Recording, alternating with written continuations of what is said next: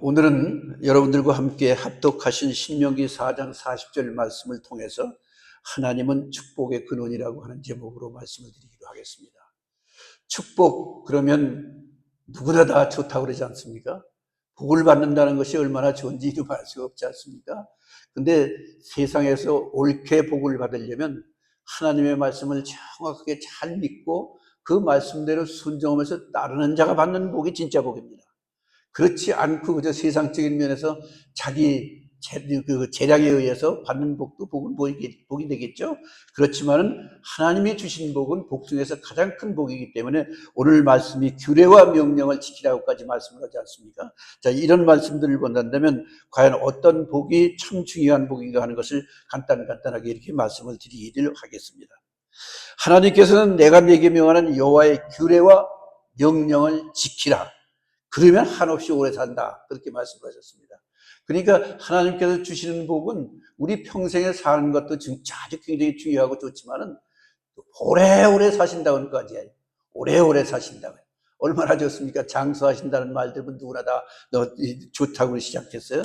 근데 죽겠다 그러는 사람이 죽어라고 하면 안 죽는 식으로 아주 기분 나빠하는 식으로 그렇게 하는 그런 사람들도 없잖아 있는 걸 보면 우리들이 과연 삶 속에서 축복을 받으면서 오래오래 산다는 게 얼마나 귀한 것인가. 이런 말씀이 되지 않겠습니까? 그렇기 때문에 하나님께서는 그렇게 말씀을 하죠. 신명기 5장 16절에는 또 이렇게 말씀을 해요.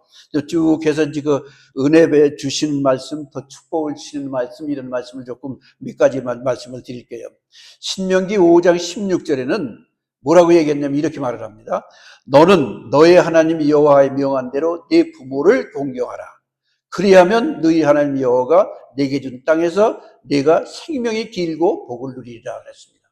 뭘 하면 생명이 길고 복을 준다고 말씀했습니까? 부모에게 공경하는 것, 부모에게 효도하는 삶, 이게 가장 귀한 것이라고 하나님께서도 말씀을 하셔요.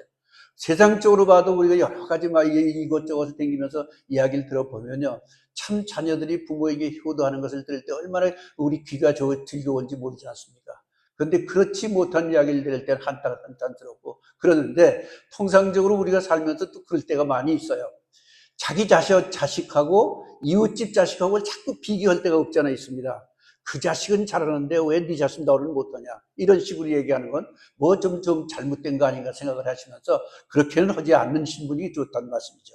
꼭 이렇게 말씀을 드리려면 참 너 잘한다, 넌 틀림없이 지금 그렇게 못할 때 하더라도 언젠가는 또 잘할 건 틀림없어, 그러면서 그렇게 이야기를 해주고 또 위로를 해주면 얼마나 좋겠느냐, 그런 말씀이 되는 것이 이제 그런 말씀이 되는 거예요. 그렇기 때문에 부모와 자식 간에는 공경이 있어야 되고 또 아주 하나님을 모시는 듯이 하나님을 우리가 경외하며 모시듯이 그렇게 부모에게도 잘 모시는 것이 가장 귀한 것이다라고 하는 것을 신명기 5장 16절에도 그렇게 말씀을 해놓고 있습니다.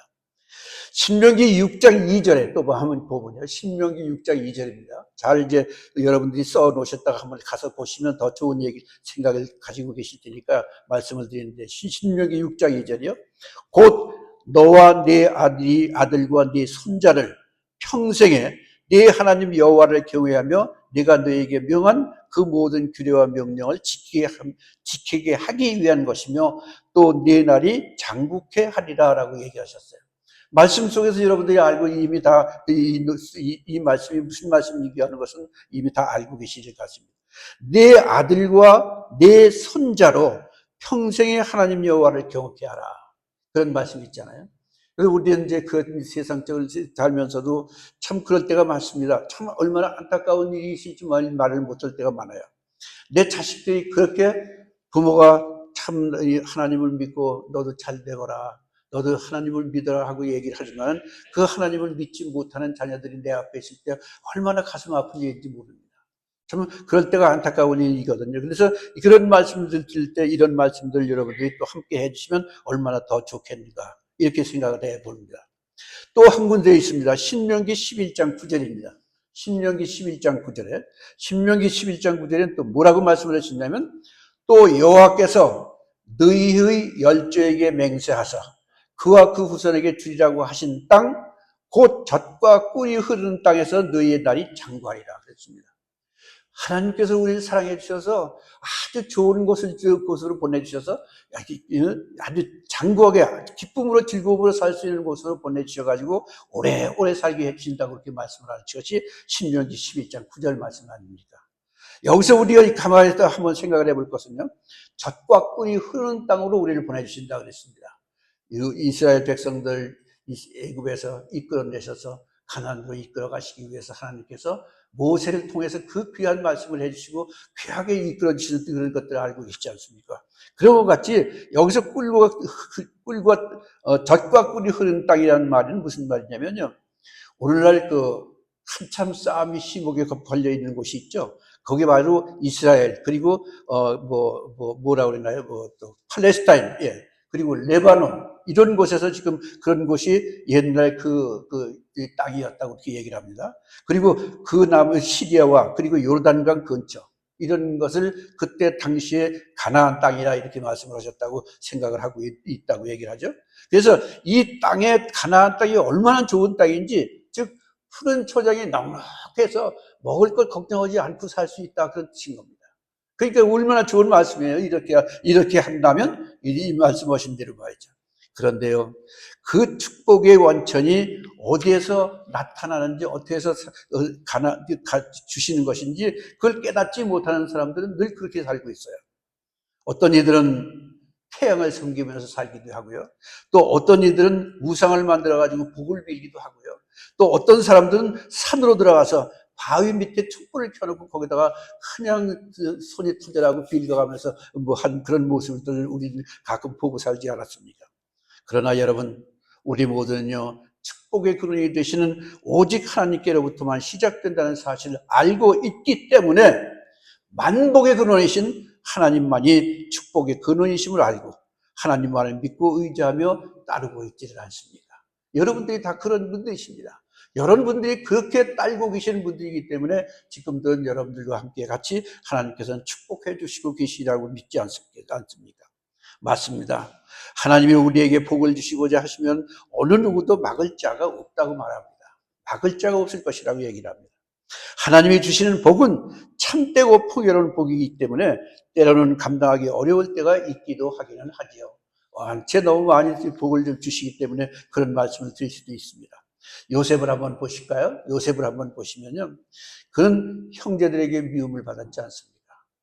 형제들에게 미움을 받아서 애굽으로 끌려가가지고, 끌려간 게 아니라 팔려갔죠. 팔려가서 노예로 삼기도 하는 그런 고생을 겪었지만은 하나님이 그를 크게 축복해 주셔서 노예가 일약 애굽의 총리가 됐던 그런 모습을 본다고 한다면, 역시 하나님께서 하시고자 하는 일은 무엇이냐면 우리에게 아주 참 어렵고 힘든 일을 주시면서도 그 일을 이기는 자에게 복을 주시는 것을 우리는 스스로 알게 되어 있지 않습니까? 그렇기 때문에 우리는 좀 때에 따라서는 어떤 때 힘들고 어려운 상황이 될다 할지라도 너무나 힘들어하지 마시고 그런 때일수록 더욱 열심히 기도하며 살아가시는 여러분이 되셨으면 얼마나 좋을까 하는 생각이 듭니다. 그 야곱, 그 형 에서의 복을 그는 야곱을 말이죠. 야곱. 예, 요셉 말씀드렸죠. 야곱은 그 형 에서의 축복을 뺏어 가지고 도망을 간 적이 있었잖아요. 그래 가지고 도망을 갈 것이 밧단 아람이라고 하는 곳으로 도망을 갔습니다. 그때 야곱은요, 가진 재물이라고는 아무것도 없었는데 그러나 하나님이 축복해 주시니까 그의 외삼촌 라반의 집에서 큰 재물을 얻을 수 있었던 것을 봅니다. 이 라반에서 재물을 얻을 수 있었다는 것은 이제 뒤에 또 한 번 말씀을 드릴 테니까 한번 그때 또 한번 조용히 한번 생각을 해보셨으면 좋겠습니다. 그렇습니다. 우리의 삶이 모든 축복의 근원은 하나님께 있음을 우리는 반드시 알아야 됩니다. 하나님은 우리에게 복 주실 수도 있고 주신 복을 가져가실 수도 있다는 말이 되기 때문이었죠. 잘 생각해 보시기 바랍니다. 하나님은 우리를 복 주실 수도 있고 복을 뺏어가실 때도 있다고 얘기를 하고 있습니다. 욥기 1장 21절에 보니까요, 주신 자도 여호와시요 취하신 자도 여호와시니 여호와 이름이 찬송을 받을지어다라고 얘기를 하고 있습니다. 이 욥의 이야기입니다. 참 그런 거 보면 가져가실 때도 하나님 감사합니다. 저에게 주셨다가 하나님께서 가져가시는 거 어찌할 수가 있겠습니까? 하나님 감사합니다, 감사합니다 하고 늘 범사에 감사를 잊어버리지 않고 사는 사람이 표현이 바로 이런 말씀이 아닌가 이렇게 생각을 해보기 때문에 이 말씀을 드립니다. 이 모든 일들을 보면요, 우리의 축복의 근원이 하나님께 있음을 알아서 우리는 하나님 앞에 축복을 받을 수 있는 비결이 무엇인지를 깊이 묵상하며 기도하는 삶을 살아야 하겠습니다. 그렇다면 하나님의 축복을 받는 비결은 세 가지로 말씀을 드리겠습니다. 첫째, 반드시 하나님의 말씀에 순종하는 삶을 살아야 된다는 겁니다. 하나님의 말씀에 순종하는 삶을 사는 자에게 복이 있다. 귀한 말씀입니다. 이 말씀을 우리가 알고 있으면서도 이 말씀대로 살지 않는 때가 얼마나 많은지 한탄하게 여길 데가 없습니다. 오늘 본문 신명기 4장 40절 또 한 번 제가 읽겠습니다. 오늘 내가 네게 명하는 여호와의 규례와 명령을 지키라. 너와 네 후손이 복을 받아 네 하나님 여호와께서 네게 주신 땅에서 한없이 오래 살리라. 규례와 명령을 지키는 자에게 준다고 분명히 말씀을 하고 있습니다. 또한 신명기 28장 1절 6절도 한번 보겠습니다. 1절입니다. 신명기 28장 1절로부터 6절. 혹시 찾으실 분이 계시면 303페이지에 들어있으니까 얼른 찾으셨으면 좋겠습니다. 읽겠습니다. 신명기 28장 1절로부터 6절. 1절. 네가 네 하나님 여호와의 말씀을 삼가 듣고 내가 오늘날 네게 명한 그 모든 명령을 지켜 행하면 네 하나님 여호와께서 너를 세계 모든 민족 위에 뛰어나게 하실 것이니라. 2절. 네가 네 하나님 여호와의 말씀을 순종하면 이 모든 복이 네 위에 임하며 네게 미치리니 성읍에서도 복을 받고 들에서도 복을 받을 것이며. 4절. 네 몸의 소생과 네 토지의 소산과 네 짐승의 새끼와 우양의 새끼가 복을 받을 것이며. 5절. 네 광주리와 떡반죽 그릇이 복을 받을 것이며. 6절. 네가 들어와도 복을 받고 나가도 복을 받을 것이니라 하셨습니다. 얼마나 귀한 말씀입니까? 어떻게 하면 1절로부터 5절까지 여러분들이 읽으신 그 내용의 말씀을 같이 함께 그대로 사신다면 그렇게 해주신다는 말씀입니다. 우리 하나님은요, 그의 자녀들이 하나님의 말씀에 순종하며 살기를 원하십니다. 늘 그렇게 살기를 원하시는 게 우리 하나님의 원이십니다. 말씀을 순종하는 삶이 매우 어렵고 힘들어 보여도 우리 모두는 다 하실 수 있는 분들이시기 때문에 몸된 성전에 나와 계십니다. 근데 몸된 성전에 나와서 우리가 함께 이렇게 보면서도 때에 따라서는 잊어버려서 못할 때도 있고 때에 따라서는 욕심 때문에 못할 때도 있고 그럴 때가 얼마나 많은지 이런 말할 수가 없지 않겠습니까? 얼마나 안타까운 일인지 모르지 않아요. 이러한 하나님의 말씀들은 우리에게 주신 십계명, 즉 말하자면 십계명의 핵심적인 것들을 지키라고 하는 그런 내용이 아닐까 이렇게 생각을 해보지 않습니까? 다 그렇습니다. 우리가 하나님의 말씀을 따라서 순종하며 살기 위해서는 먼저 하나님의 말씀을 가까이 해서 가까이 하는 그런 습관을 가져야 된다. 가까이 한다는 뜻은 뭘까요? 성경을 늘 읽으시라는 그런 뜻이 아닙니까? 옛날에 어떤 분은 제가 들은 이야기입니다. 어떤 분은 적은 쪽 복음을 가져다니면서 한 장을 읽었으면 두 장을 읽고 석 장을 읽으면 한 장, 두 장, 석 장을 자기 스스로가 자꾸 마음속에 김직하다가 한 장, 두 장, 석 장을 쫙 찢어버리고 요즘 얼마 전에 말씀하셨죠? 쪽 복음을 가지고 다니면서 쫙 하나 찢어가지고 담배를 말아 폈다고 승제장님께서 하신 말씀 들었죠? 이분은 그렇게 하신 게 아니시고 담배를 피는 게 아니라 그걸 찢어서 자기가 찝어서 먹었답니다. 그런 정도로 살았다는 거예요. 그런 정도. 그게 얼마나 참 대단한 일이냐 이 말이에요. 참 이런 것들을 생각하면서 야 정말 훌륭한 목사, 당신 훌륭한 목사예요 라고까지 얘기를 제가 해준 적이 있습니다. 우리 말씀을 그랬습니다. 우리가 하나님의 말씀을 따라서 순종하며 살기 위해서는 먼저 하나님의 말씀을 가까이 해야 된다는 습관을 먼저 가져야 된다는 것 잊지 않는 여러분 되셨으면 좋겠습니다. 그러한 습관을 가지기 위해서는 매일 하나님의 말씀을 묵상하는 습관도 길러야 됩니다. 매일 읽으면서 묵상하고 그런 습관을 가져야 된다 그 말입니다.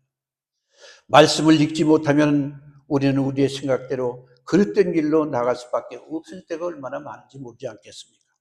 그래서 하나님께서는요, 모세의 후계자로 말미암아 이스라엘 백성들을 이끌고 가나안 땅에 들어가게 될 때 여호수아 1장 8절에 뭐라고 말씀을 했느냐면요. 이 율법책을 내 입에서 떠나지 말게 하며, 이 율법책, 즉 말하자면 성경을 내 입에서 떠나지 말라고 하는 말씀입니다. 주야로 그것을 묵상하며 그 가운데 기록한 대로 다 지켜 행하라. 그리하면 네 길이 평탄하게 될 것이라고 얘기합니다. 이 참 얼마나 귀한 말씀입니까? 우리 역시 그렇게 해야 되지 않겠습니까? 그러면 어떻게 되느냐고? 네가 형통하리라 했습니다. 그렇게 하면 네가 형통하게 된다 말씀했습니다. 그러므로 우리 모두는 반드시 묵상하는 습관을 가져야 됩니다. 그리고 그 말씀 안에 있는 것들을 다 지켜 행하실 수 있는 분들이 되셔야 되겠다. 행하려고 노력하는 분들이 되셔야 되겠다 그 말입니다. 그러면 하나님께서 여러분의 가는 길을 형통하게 열어주시고 말고요. 당연히 열어주시는 거 아니겠습니까? 아브라함은요, 하나님의 말씀이라면 독자 이삭이라도, 자기 둘도 없는 하나밖에 없는 아들 이삭이라고 하도 이 이삭이라도 하나님 앞에 드리기를 조금도 주저하지 않고 순종하는 철저한 신앙을 소유했던 분이 바로 아브라함입니다. 하나님께서 순종하는 것은 가려서 하는 것은 아닙니다. 이것은 하고 저것은 하는 것이 아닙니다. 내가 할 수 하는 일은 순종하고 내가 할 수 없는 일은 순종하지 않아도 된다는 것이 아닙니다. 호되게 순종하려고 애쓰는 모습을 살아야 된다 그 말이 되는 것이죠. 그렇습니다. 하나님의 말씀은 이렇게 순종하는 자세를 가지고 있을 때 그 하나님께서는 나에게도 더 큰 은혜를 베풀어 주실 줄 믿기 때문에 그렇습니다. 아브라함의 순종하는 신앙이 하나님께 인정을 받아서 그의 평생에 하나님의 축복을 받았을 뿐만 아니라 그의 자손 대대로 복을 누린 것을 볼 수 있지 않습니까? 누가복음 17장 11절 이하에는 이런 말씀이 나옵니다. 10명의 문둥병자가 주님의 말씀에 순종하여 제사장에게 가서 고침받은 일이나, 또는 요한 9장에 나오는 소경이 실로와 못에 나가서 못에 가서 씻으라는 말씀에 순종했더니 아주 그 모든 고침을 다 받았던 일이냐. 우리 모두는 이렇게 하나님의 말씀에 철저히 순종하면서 살아갈 때 그것만이 우리에게 축복의 길이라고 하는 사실을 알려드리기 위해서 이런 말씀을 합니다. 반드시 하나님은요, 우리의 앞길을 형통케 하시며 평탄케 해 주십니다. 참 넘치고도 넘쳐나는 복을 채워주실 줄 믿으면서 하시는 여러분이 되셨으면 얼마나 좋겠습니까? 그 다음에 둘째는요, 하나님을 경외하며 섬기는 삶을 살아야 합니다. 하나님을 경외하며 섬기는 삶. 창세기 31장 41절에 보니까요, 42절에 보니까요, 우리 아버지의 하나님, 아브라함의 하나님, 곧 이삭이 경외하는 이가 나와 함께 계시지 아니하셨다면 외삼촌께서 이제 나를 공수로 돌려보내셨으리라마는 하나님이 나의 고난과 내 손의 수고를 감찰하시고 그리고 어젯밤에 외삼촌을 책망하셨나이다라고까지 얘기를 하고 있습니다. 야곱은요, 집에서 도망쳐 나온 뒤로 외삼촌의 집에서 20년이라는 세월을 열심히 일만 해 주었습니다. 그런데 외삼촌 라반은 그에게 이단 품삯은 하나도 주지 않고 그냥 쫓아내버리려고 했습니다. 그때 하나님이 야곱을 도와서 많은 재물을 얻도록 섭리해 주셨기 때문에 야곱은 많은 재물을 얻어 나올 수가 있었습니다. 야곱은 창세기 41장 32절에 말하기를 뭐라고 얘기하냐면 이렇게 얘기를 합니다. 우리 아버지 하나님, 아브라함의 하나님, 곧 이삭의 경외하는 이가 나와 함께 계시지 아니하셨다면 외삼촌께서 이제 나를 공수로 돌려보내나이다. 이 말씀이 무슨 말씀일까요?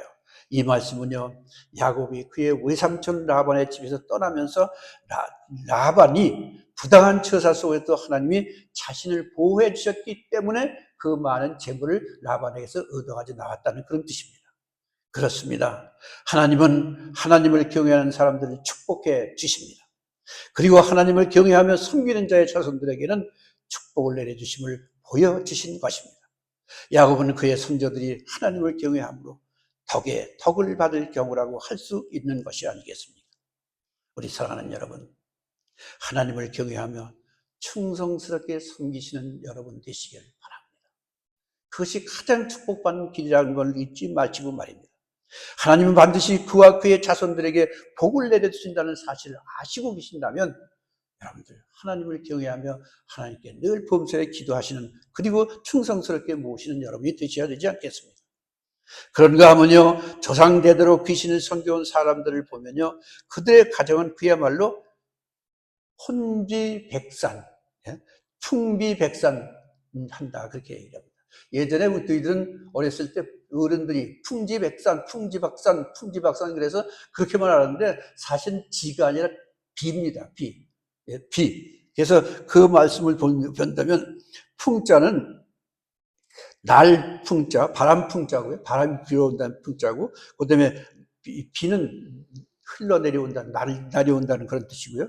그래서 우박은 박자는 우박 박자고, 그 다음에 흩어질 산자, 그렇게 써가지고 바람이 불고 우박이 흘러나오니까 막 그냥 이리저리 산재에서 뿔뿔이 헤어진다는 그런 뜻이 들어 있습니다.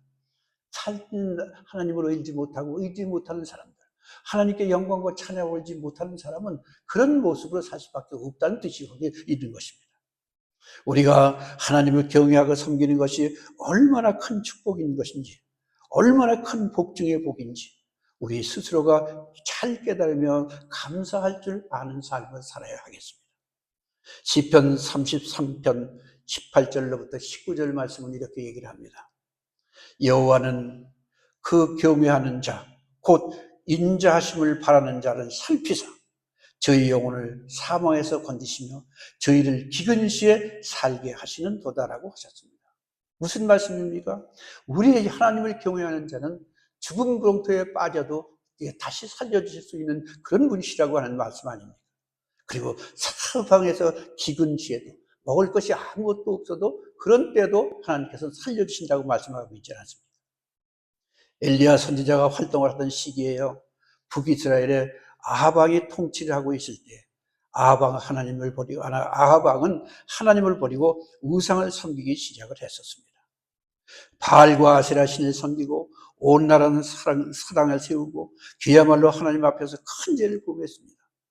그래서 하나님은 엘리야 선지자로 하여금 아합을 괴롭게 하셨을 때가 있습니다. 그때 엘리야가 하나님 앞에 기도하니 3년 6개월 동안 땅에 비가 오지 않았다고 얘기를 하지 않습니까? 많은 사람들이 기근으로 죽어나가게 되었던 그때였습니다. 하나님은 이럴 때 엘리야를 사르밧으로 보내서 그곳에 사는 과부를 만나게 해 주셨습니다. 그 과부는 하나님을 경외하는 신실한 과부였습니다.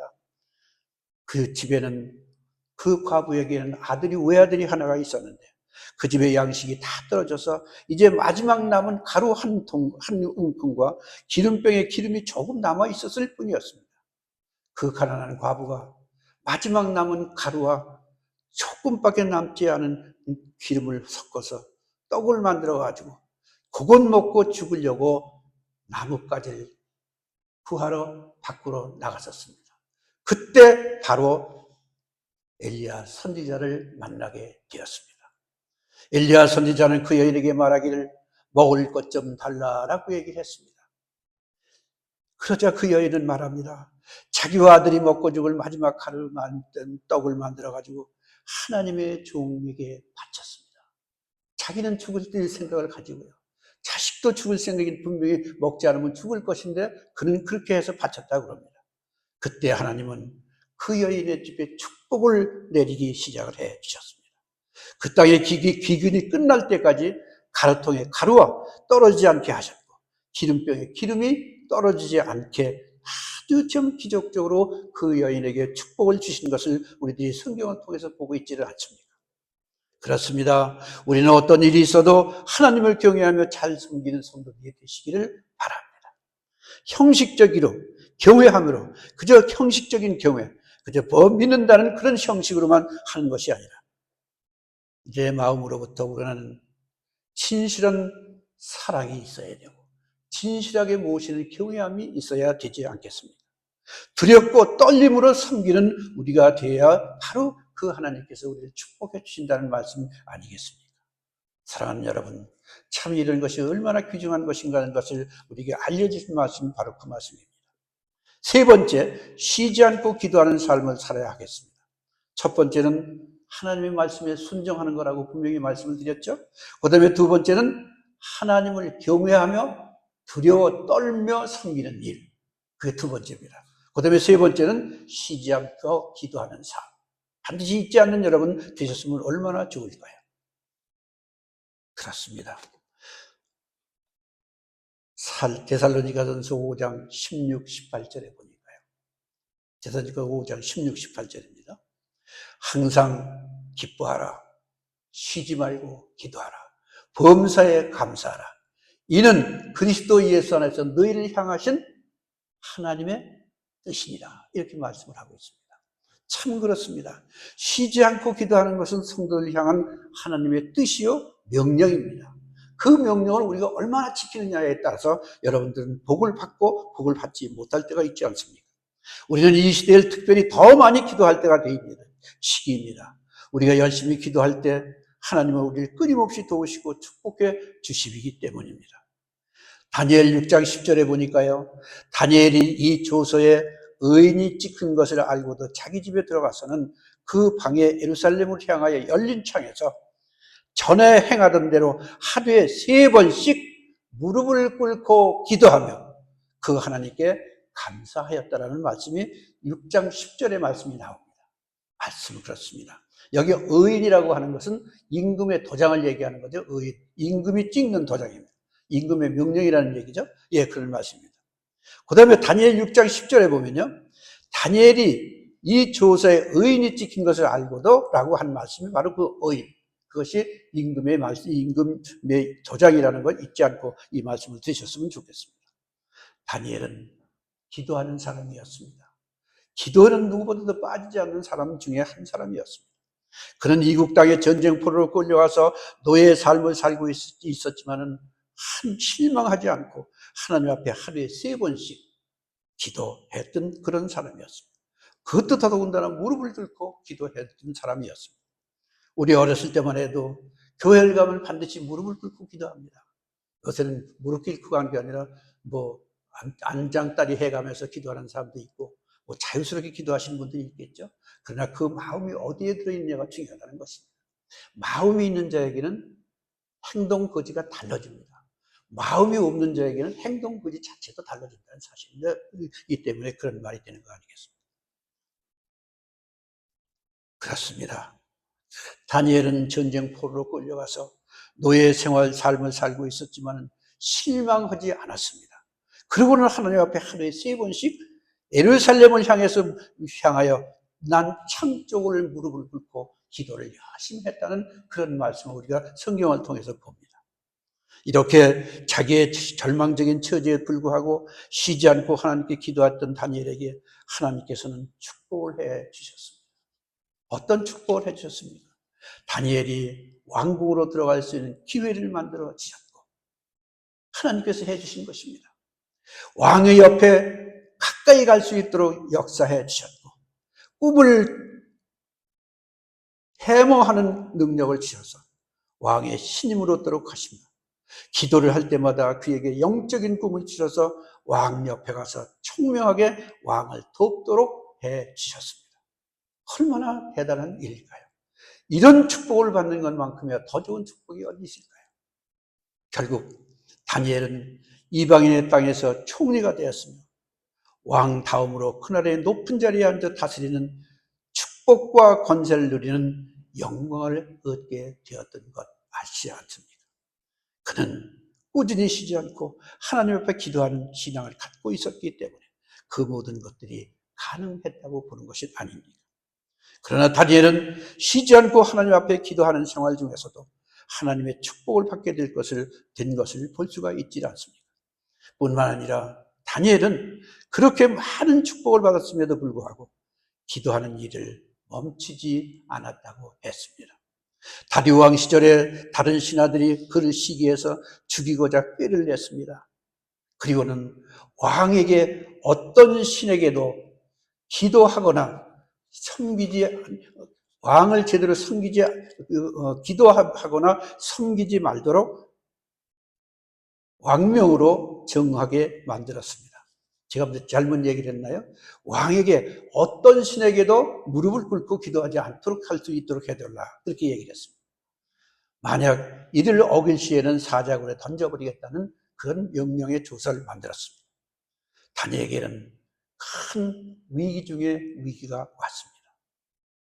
보통 사람들 같았으면요, 자기 명예와 권세에 문제가 생길 것 같으니 모르니 자기의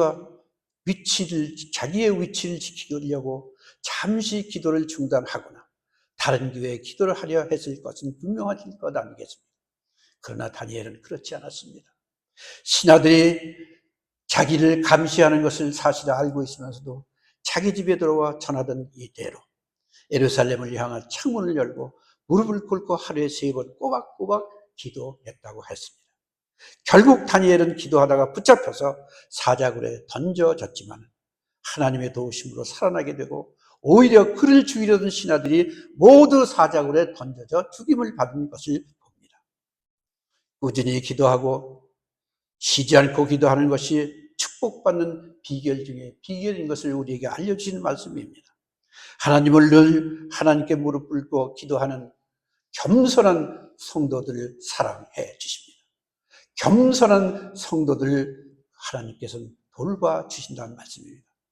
항상 무릎을 꿇고 기도하는 사람들을 축복해 주시는 그 길을 기뻐하시는 하나님이시라는 사실을 잊지 않는 여러분이 되시기를 바랍니다. 우리 사랑하는 여러분, 여러분의 꾸준한 기도 생활이 하나님의 축복의 길이가 되다는 사실을 명심하시는 여러분 되시기를 바랍니다. 이제부터는 열심히 쉬지 말고 기도하십시다. 열심히 기도하시는 자들이 되시길 바랍니다. 기도함으로 하나님의 축복받는 성도들이 다 되시길 간절히 바랍니다. 우리는 지금 매우 어려운 시대를 살아가고 있습니다. 하나님의 도우심과 축복이 없으면 살기 어려운 험한 세상이 되었습니다. 그러기에 우리는 만복의 근원이신 하나님의 장중에 격하기를 거하면서 살아가는 우리의 삶이 되어야 할 것입니다. 우리가 하나님 앞에 축복을 받을 수 있는 비결은 뭡니까? 또 한 번 말씀을 드리겠습니다. 첫째는요, 부모에게 효도하고 어른들을 잘 공경하는 모습이라고 분명히 말씀해 주셨습니다. 둘째는 하나님의 말씀에 순종하는 삶을 살아야 된다고 분명하게 말씀을 하고 있습니다. 그 다음에 셋째는 하나님을 경외하며 잘 섬기는 일. 즉 말하자면 경외라고 하는 것은요, 공경경자에다가 두려울 외자를 씁니다. 그래서 두려워 떨며 하나님을 모시라는 뜻입니다. 여러분, 정말 하나님을 두려워 떨면서 우리가 모시고 기도하십니까? 그냥 하나님이 그냥 내 축복해주는 방울 하나뿐이라고 또 흔들리면 축복이 내리는 그런 것이 아니라고 하는 것을 우리에게 알려주신 말씀이 바로 그 말씀입니다. 이것이 바로 하나님 아버지께서 축복받을 수 있는 비결인 것을 우리에게 자세하게 얘기를 해주고 계십니다.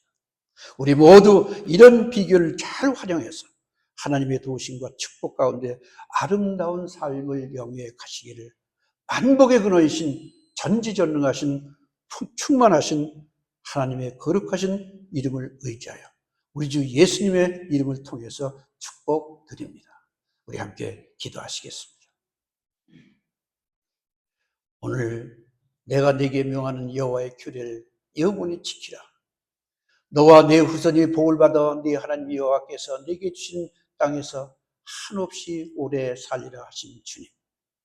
하나님께서 명하신 규례의 명령을 지키며 너희의 날이 장구하며 오래 살고 장수하리라 하신 축복을 주셨음을 감사 올려드립니다.